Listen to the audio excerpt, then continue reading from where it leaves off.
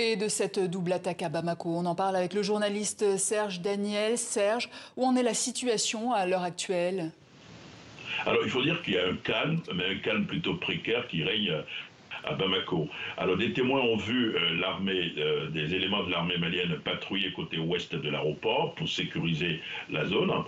On n'a pas vu de djihadistes, les djihadistes qui ont été mis hors d'état de nuit, on n'a pas vu d'image de ces djihadistes-là. Alors, l'autre information, c'est que le lycée français va rester fermé ce mercredi par mesure de précaution, et les chancelleries appellent leurs ressortissants à rester vigilants et être prudents. Donc, le calme précaire règne à Bamako actuellement.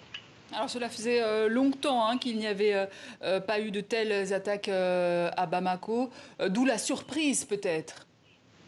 Ah oui, c'est une grande surprise parce que après le palais présidentiel, l'un des endroits les plus sécurisés de la capitale malienne, c'est quand même l'aéroport. Et les djihadistes ont quand même avec plutôt facilité, sont arrivés à pénétrer à l'intérieur de l'aéroport. Ils ont été au pavillon présidentiel, ils ont tiré, ils ont endommagé des avions, c'est quand même important. Ils sont allés dans une base militaire qui est juste l'aéroport, c'est la base de l'armée de l'air.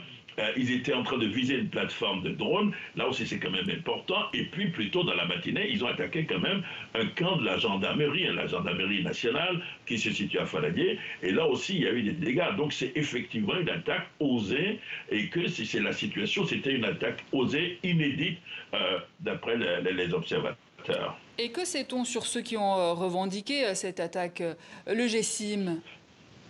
Alors, c'est le groupe de soutien à l'islam et aux musulmans, dirigé par Yadar Ali. Il est proche d'Al-Qaïda. Donc, ils sont affiliés à Al-Qaïda, ils sont dans le nord. Et au centre, c'est le groupe de la Katiba, une autre Katiba qui est affiliée également à Al-Qaïda. Ce sont des adversaires déclarés du pouvoir. Il y a quelques semaines, dans un communiqué, dit qu'ils allaient frapper partout au Mali, et il semble qu'ils sont quand même arrivés de manière osée, je veux insister là-dessus, ils sont arrivés de manière osée à mener une double attaque à Bamako, dans les endroits les plus sensibles de la capitale malienne. Est-ce qu'on peut dire que c'est un coup dur pour le président de la transition, Assimi Goïta, au lendemain du premier anniversaire de l'AES? C'est un coup dur, évidemment, c'est absolument un coup dur.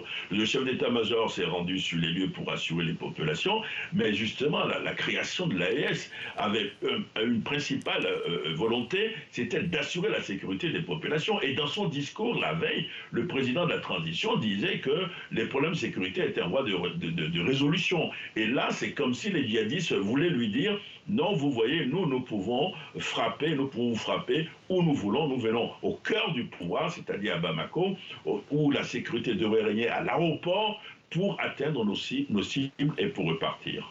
Serge Daniel, merci pour votre éclairage.